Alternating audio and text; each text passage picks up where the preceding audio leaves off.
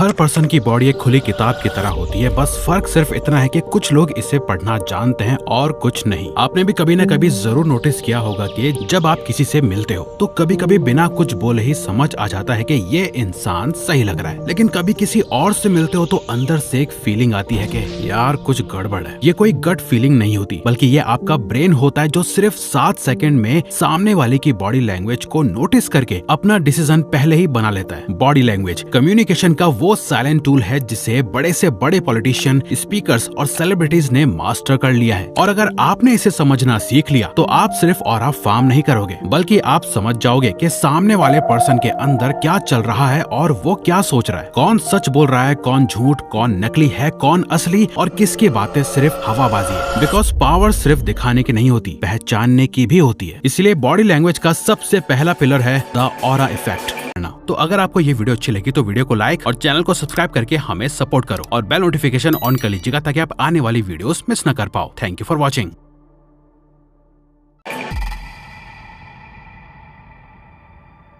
आखिर real aura क्या होता है? बेसिकली जब आपके रूम में एंटर होते ही सबका ध्यान आप पर ही होता है और वो सभी आपके स्ट्रॉन्ग ऑरा को फील कर पाते हैं, वही रियल ऑरा होता है। देखो, ऑरा कोई बनी बनाई बात नहीं है, ये प्योर साइंस है। आपकी ब्रीदिंग पैटर्न, मूवमेंट के रिदम और माइक्रो एक्सप्रेशंस का कॉम्बिनेशन एक ऑरा इफेक्ट क्रिएट करता है जो सामने वाले पे एक पावरफुल इम्पैक्ट छोड़ देता है। जब ये तीनों सिंक होते हैं तो आपके अंदर से निकलने वाली एनर्जी सीधे लोगों तक पहुंचती है। हर लीडर और इन्फ्लुएंशियल पर्सन एक ही चीज मास्टर करता है, एनर्जी कंट्रोल। एसआरके की वार्म और मैग्नेटिक एनर्जी है, रणबीर कपूर की साइलेंट और काम एनर्जी है, शाहिद कपूर की एनर्जी शो करती है कि उनका ऑरा कैसा है। चलो फेमस लोगों को छोड़ो, अपने ही आसपास सोचो उस पर्सन को जिससे आप भी इंस्पायर होते हो। आपका कोई सीनियर या कोवर्कर जो हमेशा लोगों को अपनी तरफ अट्रैक्ट कर लेता है। इन सभी का एक ही फैक्टर है, कंट्रोल। इमोशन को मारना नहीं है, उसे डायरेक्ट करना है। अपने ऑरा पे काम करने के लिए एक सिंपल 3 स्टेप सिस्टम फॉलो करो। Number 1, breath control. हर कॉन्वर्सेशन से पहले 3 डीप ब्रेथ्स लो, आपका हार्ट रेट स्लो होता है, वॉइस नेचुरल लगती है। Number 2, movement economy. कम हिलना, पर हर मूवमेंट पर्पसफुल हो। जो ज्यादा मूव करता है वो ज्यादा एक्सपोज होता है। नंबर 3, आई सिंक। नजरें हर 3 से 5 सेकंड में कामली शिफ्ट करो। ये शो करता है कि आप अवेयर हो, नर्वस नहीं।